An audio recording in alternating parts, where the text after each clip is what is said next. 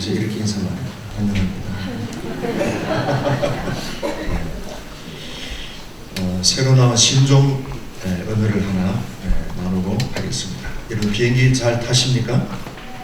저는 지난 주간에 미국에서 14시간 비행기 타고 한국에 왔습니다. 비행기가 뭐냐? 비전을 품고 행동하면 기적이 일어난다. 비행기 타세요? 옆 사람 인사하겠습니다. 나는 늘 비행기 타고 삽니다. 비전을 품으시고 행동하시면 기적이 일어납니다. 여러분들과 저는 이 시대의 기적의 통로로, 기적의 주인공으로 하나님이 세우신 줄로 믿습니다. 아멘 하면은 되고 안 하면은 안 되고, 그래서 아멘을 많이 하면은 입도 즐겁고 마음도 즐겁고 범사가 형통하고 강건한 은혜가 있을 줄로 믿습니다. 오늘은 여러분들 그 유인물의 이사야 22장입니다. 이사야 22장.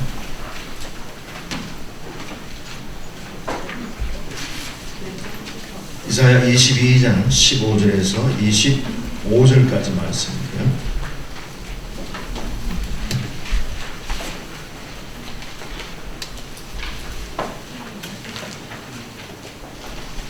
여러분들 그 교재 안에 다 있어요. 교재도 보시고 성경책만 오늘 본문 읽도록 하겠습니다. 이사야 22장 15절에서 25절까지인데요. 이 말씀을 읽고 그 다음 여러분들이 나눠드린 책 그 내용을 그대로 제가 진행하도록 하겠습니다. 자, 성경 찾으셨죠? 이사야 22장 15절에서 25절까지 같이 읽겠습니다. 주 만군의 여호와께서 이르시되 너는 가서 북극골을 막고 왕궁 맡은 자 샘나를 보고 이르기를 네가 여기와 무슨 관계가 있느냐? 여기에 누가 있기에 여기서 너를 위하여 묘실을 팠느냐? 높은 곳에 자기를 위하여 묘실을 팠고 반석에 자기를 위하여 처소를 쪼아내었도다. 나 여호와가 너를 단단히 결박하고 장사같이 세게 던지되 반드시 너를 모질게 감싸서 곰같이 광망한 곳에 던질 것이라. 주인의 집에 수치를 끼치는 너여 네가 그곳에서 죽겠고 내 영광의 수레도 거기에 있으리라. 내가 너를 내 관직에서 쫓아내며 내 주위에 낮추리니 그날에 내가 hilki야의 아들 내 종 엘리야김을 불러 내 옷을 그에게 입히며 내 띠를 그에게 띄워 힘있게 하고 내 정권을 그의 손에 맡기리니 그가 예루살렘 주민과 유다의 집에 아버지가 될 것이며 내가 또 다윗의 입에 열쇠를 그의 어깨에 두리니 그가 열면 닫을 자가 없겠고 닫으면 열 자가 없으리라. 못이 단단한 곳에 박힘같이 그를 견고하게 하리니 그가 그의 아버지 집의 영광의 보좌가 될 것이요 그의 아버지 집의 모든 영광이 그 위에 거리리니 그 후손과 족속되는 각 작은 그릇 곧 종지로부터 모든 항아리까지니라. 만군의 여호와께서 이르시되 그날에는 단단한 곳에 박혔던 못이 사그리니 그 못이 부러져 떨어짐으로 그 위에 걸린 물건이 부서지리라 하셨다 하라. 나 여호와의 말이니라. 아멘. 예물 드리신 분 있어서 기도할게요. 하나님 아버지, 27차 목회자 평신도 초청 영혼육을 치유하는 전임 치유 세미나 저희들을 불러주심을 감사합니다. 무료 세미나를 이렇게 개최해 주셔서 하나님 앞에 감사한 마음으로 예물을 드리는 하나님의 종들의 그 마음을 받으시고 이번 무료 세미나에 놀라운 하나님의 영광이 임재하기를 기도합니다. 주님의 음성을 듣게 하여 주옵소서. 내 자신을 깊이 하나님의 성령의 조명 가운데서 살펴보는 기회가 되도록 인도해 주옵소서. 그리하여 내가 죽어야 될 부분이 죽고 그리스도 안에서 부활한 새로운 존재로서 이제는 하나님이 위에서 부르신 새 비전을 따라 살아갈 수 있도록 은혜를 베풀어 주옵소서. 손길이에 놀라운 복을 주시되 하늘의 만복을 이 땅의 좋은 것들로 풍성하게 부어 주시옵소서. 목회가 기름지고 양무리가 날로 구원받는 무리가 더하여지도록 목양에도 큰 은혜와 능력으로 역사하여 주옵소서. 이 시간에 오늘 우리를 불러주신 것은 누구의 권면을 통해서 왔거든 아니면은 광고를 보고 왔든지 일단 이 자리에 우리가 앉아있는 것은 하나님의 부르심인 줄로 믿습니다. 주의 뜻이 이루어지이다. 두번 우리의 교회와 가족들과 우리 일터와 생업 그리고 목양지를 이 나라 이 민족을 하나님께 올려드립니다. 평안하에 든든히 승하게 하시고 1박 2일 내일 저녁 6시까지 모든 진행 가운데 1시간도 빠짐없이 참석할 수 있도록 끝까지 참석할 수 있도록 우리의 교회와 가족들과 우리가 아는 지인들에게 가족들에게 특별히 형통한 평안의 복을 더하여 주옵소서. 구주 예수 그리스도 이름으로 감사하며 축복하고 기도합니다. 아멘. 저도 이제 몇 분들 모셔가지고 약속을 이렇게 받았어요. 분명히 제가 신방도 가고 밥도 사주고 그래서 오기로 했는데 과거에 저희 교회에 부목으로 있던 친구가 분명히 온다 그랬어요. 그리고 그 사모는 우리 교회 청년이었어요. 부목으로 심호하면서 우리 교회 아가씨를 데려가고 있어요. 그래서 20년 만에 얼마 전에 만났어요.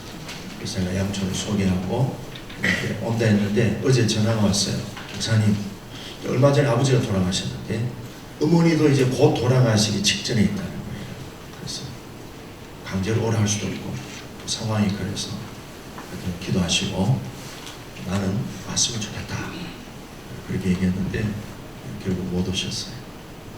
제가 오면서 어제 또 토요일날 어떤 분이 오기로 했는데 또 일이 생겨서 못 온다고 해서 참 양촌에 이 힐링센터에 온다는 게 이게 참 쉽지가 않구나 하는 것을 저희 아내와 함께 오면서 얘기를 했습니다.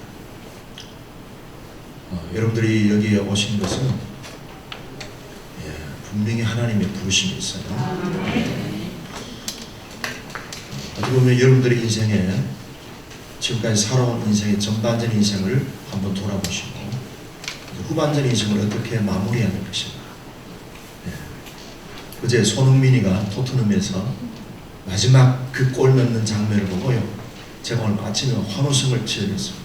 야, 주님 나에게도 이런 역전의 축복을 주십시오. 손흥민을 제가 좋아합니다. 아주 참 너무너무 오늘 기분이 좋았습니다. 그래서 오늘 양천 힐링센터 오신 여러분들에게도 하나님 역전성의 인생의 골인이 우리 모두에게 주어질 것을 기대합니다. 그래서 여기 오시는 이 과정들이 쉽지가 않다는 걸 느끼면서 여러분들 아침 오시면서 눈도 또 이렇게 보시고 또 여러 가지 상황들이 좀 힘겨운 일들도 있었지만 그래도 이 자리에 오신 것만 해도 하나님께서 여러분들에게 분명한 뜻과 비전이 계셔서 부르신 줄 믿으시고요. 시간 은혜 받으시고 또 강사님들을 통해서 주시는 메시지들을 여러분들 각자에게 주시는 메시지를 받으면 좋겠습니다. 남자 나이가 한 50이 되면 꼭 터지는 일이 있습니다. 지난 주간에 이제 저희 아내하고 저는 2주간 동안 미국에 이제 저희 딸 집에서 지내고 그 집에서 매일 예배를 드리면서 있었던 얘기, 없었던 얘기 나누면서 참 좋은 시간을 가졌습니다. 근데 이제 또 다른 또 우리 조카 집이 있어서 그 집에 딸아이가 좀 문제가 생겼다는 소문이 벌써 한국에까지 들려가지고 그래서 이걸 저도 기도를 좀 준비하면서 그 집에 가서 내가 그 딸아이한테 뭐라고 내가 말할까, 어떻게 그 아이하고 좋은 시간을 가져볼까 이렇게 생각하고 갔는데 그 딸아이 아버지가 금년에 나이가 50이었습니다. 그런데 딱 제 나이 50이 기억이 나요. 내가 50이 됐을 때 우리 아이들은 어땠을까? 그래서 제가 이거는 딸 문제가 아니구나. 아비 문제고 어미 문제구나. 그래서 이틀 동안 그 딸아이에 대해서는 그냥 제가 인사만 하고 이쁘네 하고 일반적인 그런 인사만 했고요. 저녁을 한 7시에 먹기 시작했는데 이틀 동안에 한 1시까지 이야기를 했습니다. 제가 얘기하면서 그랬습니다. 그리고 아버지가 벌써 이 딸아이가 가족의 이제 어떤 그런 사고를 일으킨 그런 진원지잖아요. 그래서 아버지도 고민했고 엄마도 고민했고 한국에 있는 그 친부모님, 할머니, 할아버지죠. 어린아이에 온 친인척들끼리 기도 제목이 되고 그렇게 했는데 제가 이제 그 아버지 보고 그래서 50이 된 아버지 보고 이제 너의 인생을 한번 재점검해야 된다. 저 아이의 문제가 아니고 저 아이를 만든 장본인은 엄마 아빠다. 저 아이를 보면서 아버지 자신을 점검해 볼 수 있으면 좋겠다. 저 아이를 보면서 엄마 자신을 점검해 보면 좋겠다. 그래서 슬슬 이제 대화를 유도했죠. 부부관계가 어떤가, 아이들한테 어떻게 했는가를 쫙 보니까 또 문제가 나오잖아요. 그래서 그 부분들을 이제 AS를 수리를 좀 해주면서 그렇게 이제 2박 한 3일인데 2박을 지내면서 조카하고 조카 부인하고 이제 저한테 뭐 며느리 되겠죠. 그렇게 하면서 이제 공항으로 저희들은 이제 출발을 했죠. 그래서 혹시나 싶어서 전화를 했습니다. 그래도 3일 동안 대접을 받고 있으니까 전화를 했는데 이 친구가 어디를 받았는지 마지막 이런 말 하더라고요. 사랑합니다! 이러더라고요. 그랬더니 그 부인이 그 얘기를 듣더니 와, 우리 남편 이런 말도 안 해! 막 그러면서 막 굉장히 그냥 흥분하더라고요. 그러니까 사랑합니다 이런 말 자체도 가정에서 별로 활용하지 않은 그런 굉장히 메마른 집안이었습니다. 자, 남자가 50이 되면은 꼭 벌어지는 일이 뭔가 하면요, 자녀들의 문제가 이제 부상하게 됩니다. 10대 후반이 되든지 20대가 되든지. 그래서 하나님은 우리 인생에 브레이크를 거셔요. 그리고 지나왔던 삶에 대해서 한번 체크해 보시고 확인하라, 점검해 보라. 우리들에게 자녀들을 통하여 하나님 메시지를 주시요. 저도 13년 전에 여기 이제 양촌에 여러분들과 같이 이렇게 왔어요. 근데 제 자신의 문제를 이렇게 보면서 저는 아내가 정말로 평생 외순 줄 알고 그렇게 늘 분노의 마음을 아내한테 품고 살아요. 애들 보면서 어떻게 저런 쓸데없는 돌대가리 같은 새끼들이 나가지고 이 애비를 이렇게 창피스럽게 만드느냐 이런 생각도 했었어요. 근데 치유를 받으면서 이런 시간들을 보면서 내가 원수구나. 내가 내 아내한테 원수고 내가 내 자녀들한테 원수로 살았구나. 그걸 깨닫기 시작한 거예요. 그러면서 제 인생에 궤도 수정을 들어가는 거예요. 모든 문제를 나는 아내를 잘못 만나서 인생이 망가진 줄 알았어요. 근데 아니었어요. 또 아이들을 보면서 공부를 못하고 애들이 늘 저렇게 놀시기 놀순으로 사는 걸 보면서 쟤들은 나하고 DNA 자체가 다르다. 저는 전적으로 저는 엄마의 DNA다 이런 생각했는데 알고 보니 다 내 DNA더라고요. 누가 죄인입니까? 네, 제가 죄인입니다. 그래서 그때부터 아내한테 가서 한복하고 무릎 꿇고 아이들한테 가서 무릎 꿇고 한복하고 하나님 앞에 무릎 꿇고 교인들 앞에 무릎 꿇고 그렇게 이제 인생의 전반전을 회개하고 새롭게 이제는 내 인생을 이렇게 살면 안 되겠구나. 목사니까 목사의 로망이 뭐겠어요? 뭐니 해도 교회 부흥 아니겠어요? 교회를 크게 짓고 교인들이 막 수백 명 수천 명 늘어나는 거 그거 아닙니까?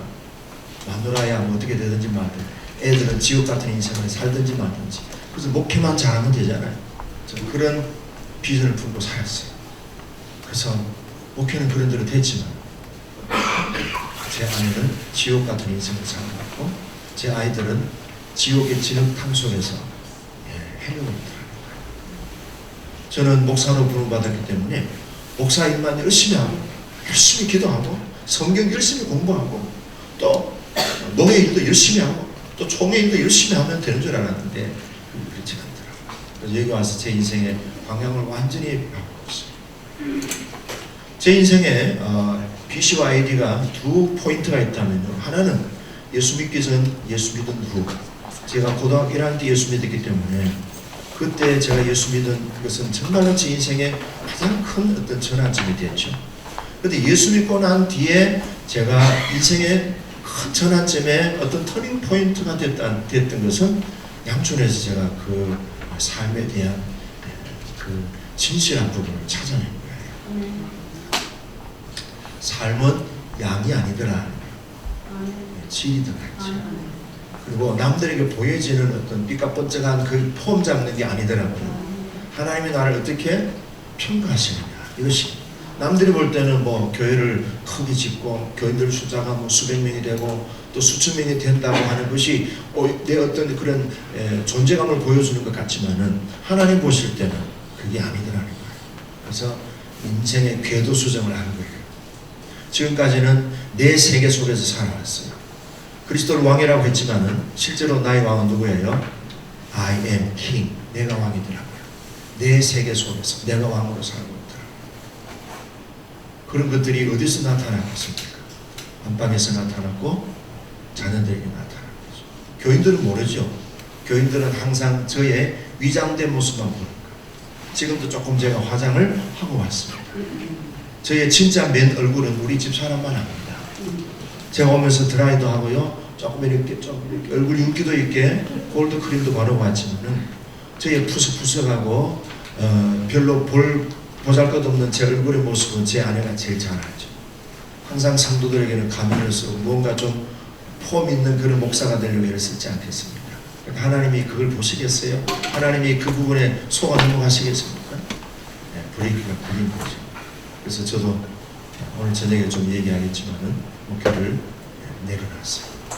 2년 동안 아둘람 동굴, 여기서 이 아둘람 동굴에서 자신을 살피면서 하나님 앞에 인생의 궤도 수정을 했습니다. 저에게 이런 은혜를 주신 하나님은 여러분들에게는 더 100배 1000배로 은혜를 부어주실 줄로 믿습니다. 자, 오늘 또 진도는 또 나가야 되니까 자, 한번 봅시다. 자, 제목이 뭔가 하면요, 아비의 축복으로 국가적인 아비가 된다. 이런 제목 아마 여러분들 아마 보신 적이 없으실 거예요. 저도 이런 제목을 잡아 만들 줄도 몰랐어요. 근데 양촌에 여기서 훈련받으면서 공부하면서 치유받으면서 이런 제목을 제가 이제 생각이 났던 거예요. 자, 서론에서 제가 조시핀 김이라는 분의 얘기를 소개합니다. 아버지 이펙트라고 하는 책인데요. 이분의 책에 보면은 8남매가 되는 학생이 있는데 그 학생은 늘 얼굴이 밝고 따뜻한 표정으로 지냈어요. 근데 너무 활달하고 너무 활기가 있기 때문에 많은 주위에 있는 사람들이 야, 저 학생은 도대체 얼마나 가정이 건강하고 얼마나 가정이 밝을까? 또 그 가정의 중심이 되는 아버지가 얼마나 훌륭한 아버지일까? 라고 사람들이 그렇게 궁금하게 생각했었어요. 근데 사실 그 아버지는 뭐 부자도 아니고 어떤 높은 관직 있는 사람도 아니고 어떤 지식인도 아니었습니다. 그냥 자동차 정비 공장에서 기름때 묻은 옷을 입고 아침 일찍부터 늦게까지 일을 하면서 집으로 돌아오는 평범한 그런 가장이었습니다. 근데 이분은 자녀들이 8명이 있는데 꼭 자녀들과 함께 개인적인 시간들을 가지면서 그 아이와 눈 높이의 어떤 그런 대화도 나누고 마음을 서로 나누면서 손때 묻은 기름때 묻은 그런 손이지만 자녀들과 함께 따뜻한 대화의 시간, 그리고 자녀들과 함께 마음의 교류가 있는 시간을 가졌는데 그 보면 이래 나옵니다. 이 아들이 아버지하고 살아오면서 아버지 무릎에 앉아서 기름때로 주름진 손가락을 물수건으로 닦아주며 오늘 하루 좋았던 일과 안 좋았던 일을 얘기했던 그 시절이 참 좋았다는 거예요.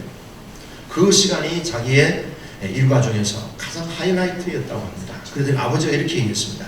이렇게 너와 얼굴을 맞대고 이야기하는 것이 내게는 오늘의 하이라이트란다. 저는 이 부분에 여러분들에게 도전을 주고 싶습니다. 특별히 남성 여러분들에게 도전을 드리고 싶습니다. 여러분들의 인생의 하이라이트는 뭡니까? 성공하는 겁니까? 사업이 잘 되는 겁니까? 아니면 목회가 잘 되는 겁니까? 우리 인생의 진짜 하이라이트는 뭘까요? 그 부분에 대해서 다시 한번 묵상해 볼 수 있는, 찾아볼 수 있는 시간이 됐으면 좋겠어요. 이 조시핀 김이라는 분 아시죠? 아버지가 목회자였습니다. 이분도 개척교회를 전전하면서 정말 가난한 집안에서 성장한 그런 정말 자수성가한 그런 미국의 하버드 대학교 유명한 교육학과 교수입니다. 이분도 그 아버지, 그러니까 오늘 그 제목이 아버지 이펙트라고 했죠. 아버지가 주는 효과가, 아버지가 주는 영향력이 얼마나 큰가를 이분이 자신의 삶을 통해서 체험했고 그것을 많은 사람들에게 전달해 주는 거예요. 자, 우리의 인생의 하이라이트는 뭡니까? 저도 과거에는 내 인생의 하이라이트는 내가 계획하고 기도하고 꿈꾸는 일들이 이루어지는 그것인 줄 알았습니다. 근데 자녀들에게 정서적인 어떤 교감을 나누고 자녀들과 함께 할 수 있는 그런 아버지라면은, 그 아버지는 그 자녀에게 최고의 하이라이트를 선물로 준다고 한다면은 아버지로서의 인생이 얼마나 보람이 있고 행복한 인생이 되겠느냐. 우리는 돈을 많이 벌어주고 일 열심히 하고 아버지가 뭔가 사회적으로 좀 더 주목을 받는 명성 있는 그런 존재가 되면은 자녀들에게 아버지로서 자랑스러운 것 같이 생각되지만 그렇지가 않다는 거죠. 자, 오늘 성경 본문에 보면은 두 사람의 인물이 나옵니다. 셈나라는 사람이 나오고 그 다음에는 누가 나옵니까? 엘리야김이라는 인물이 나옵니다. 근데 셈나는 그 당시에 히스기야 왕 때에 서열 두 번째에 있는 그런 권세자였습니다. 이 사람은 왕궁 책임자고, 왕궁에 대한 책임자고, 그 다음에 이스라엘 나라의 국가 재정을 담당한 사람입니다. 그러면은 얼마나 이 사람이 지위가 높은지 아시겠죠? 근데 오늘 하나님께서 이 사람에 대해서 어떻게 합니까?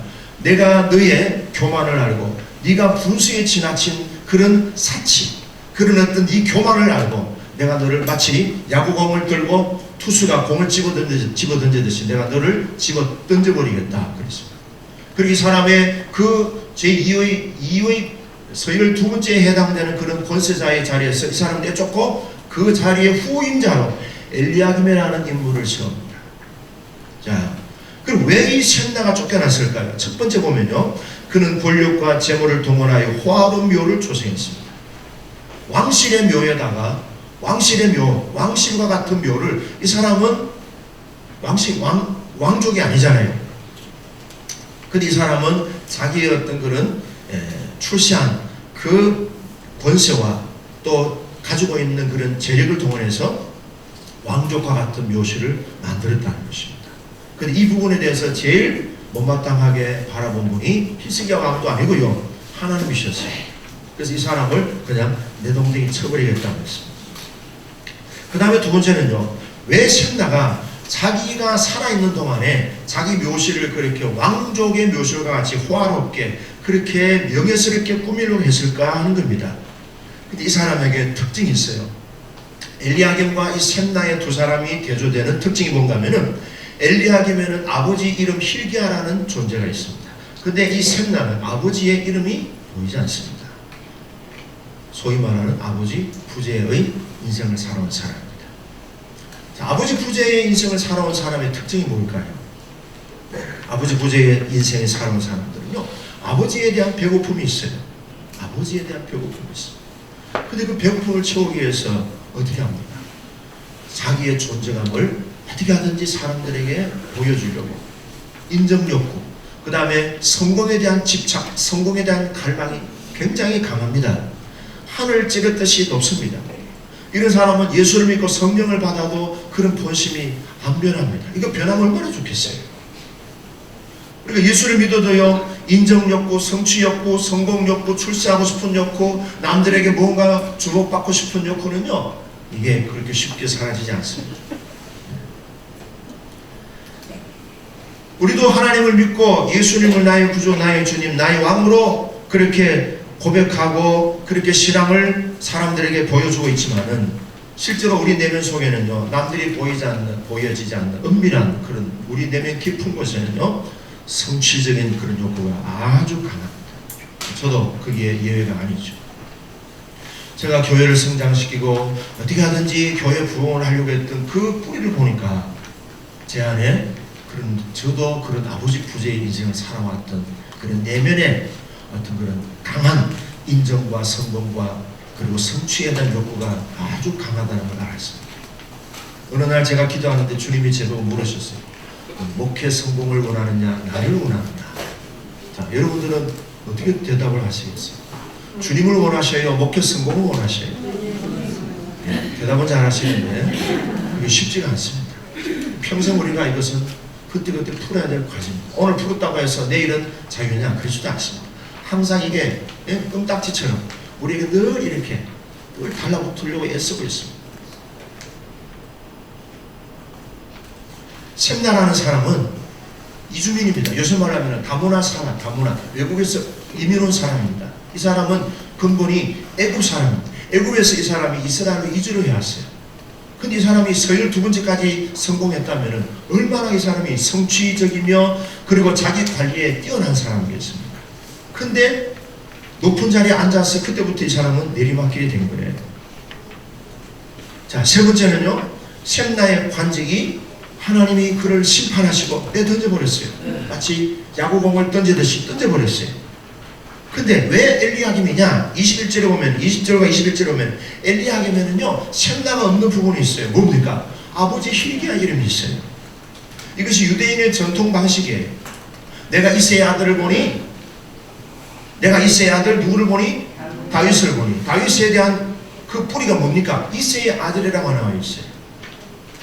우리 아들이 대학교 졸업할 때 사진을 이렇게 졸업장에 이렇게 찍었는데 보니까 내가 조정대의 아들 조영찬이를 보니 내 마음에 합한 자라, 이렇게 지가 또 그걸 편집을 해가 지 앨범에다 넣어놨더라고요. 그래서 제가 아이고야 뜨끔하다. 자, 여러분들의 이름이 여러분들의 아버지 이름과 이렇게 오버랩이 되고 있습니다.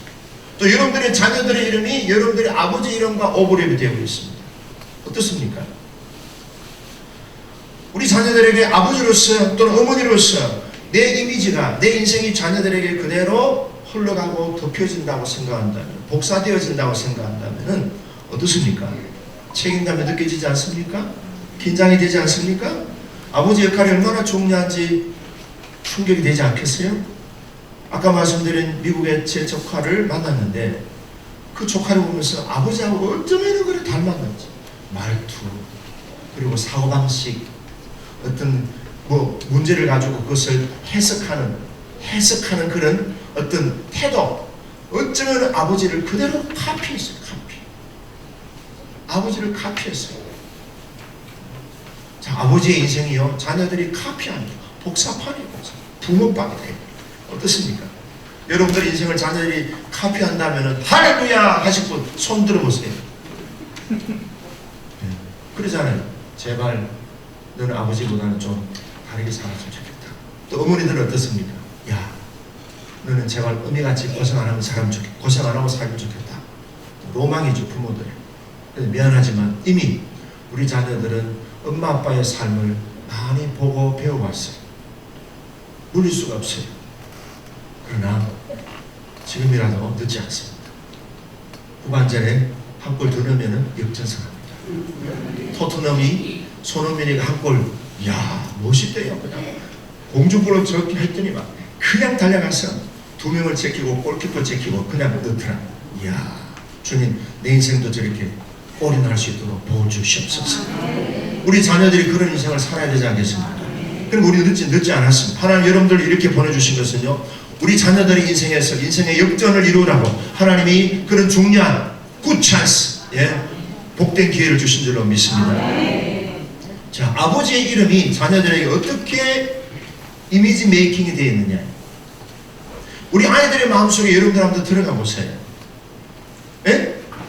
한번 들어가 보세요. 우리 아이들의 인생 마음속에 아이들이 느끼는 아버지, 아이들이 느끼는 어머니에 대한 그 생각이 어떤 생각을 하고 아버지를 보고 어떤 생각을 어머니를 보고 한번 들어가 보세요. 아마 굉장한 충격을 받을 수도 있을 겁니다. 치영훈 수업, 우리 이제 치영훈이라는 말은 치유영성연구원이라는 약자입니다. 아버지 치유 수업하는데 제가 본인은 아버지로서 몇 점이라고 생각합니까? 80점 그러더라고요. 제가 옆에 있는 사모님 보고 물었어요. 사모님이 집에서 남편을 볼 때 아버지로서 몇 점이냐니까 빵점 그러더라고요. 자기는 80점이라 생각하는데요, 아내가 볼 때는 빵점이에요. 또 이런 분이 있어요. 아들하고 아버지하고 수업을 같이 받았어요. 그냥 아들 보고, 그래 아버지가 네가 볼 때는 아버지가 몇 점으로 보냐? 아버지 눈치를 보더니 40점이요 이러더라고요. 근데 1년 후에 이러더라고. 목사님 사실은요, 우리 아버지 체면 봐서 제가 40점이라 했지만요, 진짜는요 빵점이에요. 애들이 아버지에 대해서 바라보는 그 시선들 한번 여러분들이 대화 속에 들어가 보면요, 정말 충격받아요. 자, 엘리야김이 hil기야의 아들이라는 이 내용을 우리들에게 왜 성경에서 계속 반복시키는지 아세요? 엘리야김의 이름이 나올 때는 항상 아버지 이름이 늘 이렇게 그림자처럼 따라다녀요. 그러니까 아버지와 아들과의 관계는 단절될 수가 없는 거예요. 야, 너하고 나하고 이제 호적 정리하자. 그런다고 해서 호적 정리됩니까? 생명의 관계인데. 그 아버지의 그 아들이에요. 그 어머니의 그 딸이에요. 어때요?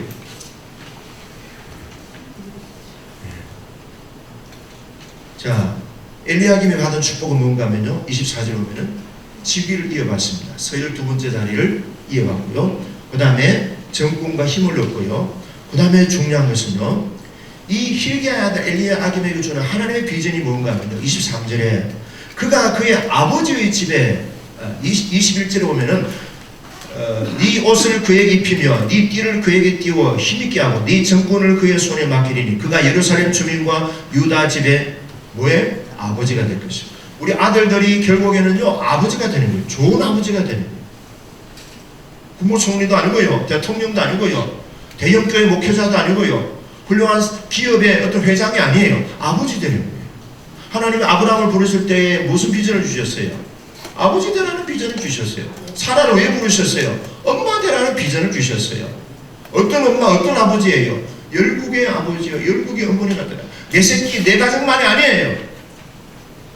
이 땅의 모든 영적인 고아들을 하나님의 자녀로 세울 수 있는 영적인 아버지로, 영적인 어머니로, 그 자녀들이 부모는 있지만은 고아같이 사는 자녀들이 엄청 많습니다. 아버지들은 핫바지야, 그냥 폰만 아버지야 그냥. 그러니까 샘나 같은 인생이 나오는 거예요. 자, 후반부에 보시면요, 엘리야김에게 다윗집의 열쇠를 주신다. 다윗집의 열쇠. 다윗집의 열쇠는 뭡니까? 왕적인 권세입니다. 왕적인 신분을 주십니다. 왕적인 어떤 그런 가정의 뭡니까? 명문가의 가문으로 만들어주겠다는 거예요. 그 다음에 뭡니까? 국가적인 리더십입니다. 다윗 왕의 열쇠. 국가적인 그런 리더십입니다. 한국 사회가 지금 얼마나 우리가 지금 혼란 중에 있습니까? 희망은요, 교회입니다. 희망은요, 우리의 자녀들입니다. 이 자녀들에게 뭡니까? 왕적인 권세, 국가를 이끌어가는 만한 그런 리더십을 우리 자녀들에게 주는 아버지가 되라, 어머니가 되라. 그것만 잘해도 독립운동 안 해도 돼요. 독립운동 안 해도 된다.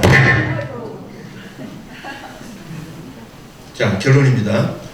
같이 읽어보겠습니다. 아버지가 자녀들의 수준을 결정지었습니다. 어떤 아버지가 되어야 합니까? 다윗집의 열쇠를 자녀에게 물려주는 아버지가 되어야 되지 않겠습니까? 구체적인 방법. 첫째는 뭡니까? 아버지가 할 일은 하나님을 사랑하고 이웃을 사랑하는 겁니다. 구체적으로 적용하면 첫째, 읽어봅시다. 시작. 일보다 아내를 사랑하고 행복해주는 남편이 되십시오. 자, 여러분들이 아내한테 물어보세요. 남편 여러분. 여보 행복해요? 물어보세요. 시작. 여보 행복해요? 지역이에요. 두 번째, 아버지 노릇에 누구의 도움을 받아요? 아내의 도움을 받으세요. 혼자 독불장군 없어요. 아내의 도움을 받으세요. 아내의 별명이 뭔지 아세요? 헬퍼예요. 헬퍼. 헬퍼도 없는데 뭘 혼자서 하겠습니까? 남자 여러분. 남자가 부부지간에 혼자 단독 플레이하면은 뭐예요? 별꼴이 반쪽이야. 반쪽은 있는겨 없는겨? 없는겨. 남자들이 아내의 도움을 안 받는 사람은요, 별꼴이 반쪽이요. 그 인생은 핫바지 인생이요, 껍데기 인생이다. 아멘. 할렐루야. 세 번째 읽어봅시다. 시작. 어떤 일, 어떤 사람보다 자녀에게 우선순위를 두십시오.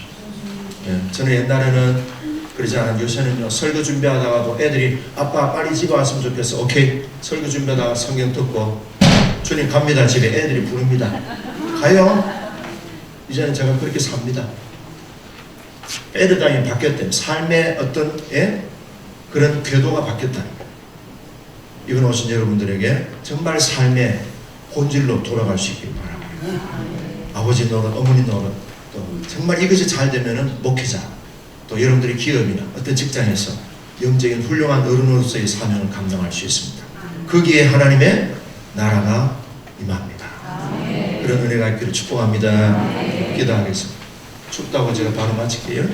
하나님 아버지, 눈길에 또 여러가지 회방하는 그런 환경들 뚫고 하나님이 믿음의 우리 지체들을 다 불러주셨습니다. 분명한 하나님의 부르심이 있습니다. 주님의 음성을 듣게 하여 주옵소서. 주님을 만나게 하여 주옵소서. 이제는 어떤 내 자신이 추구하는 업적이나 공적이나 명예나 어떤 사람들에게 보여주고 싶어하는 그런 외부적인 어떤 그런 결과보다도 하나님 그분과의 깊은 영적인 만남이 있는 복된 시간대로 인도해 주옵소서.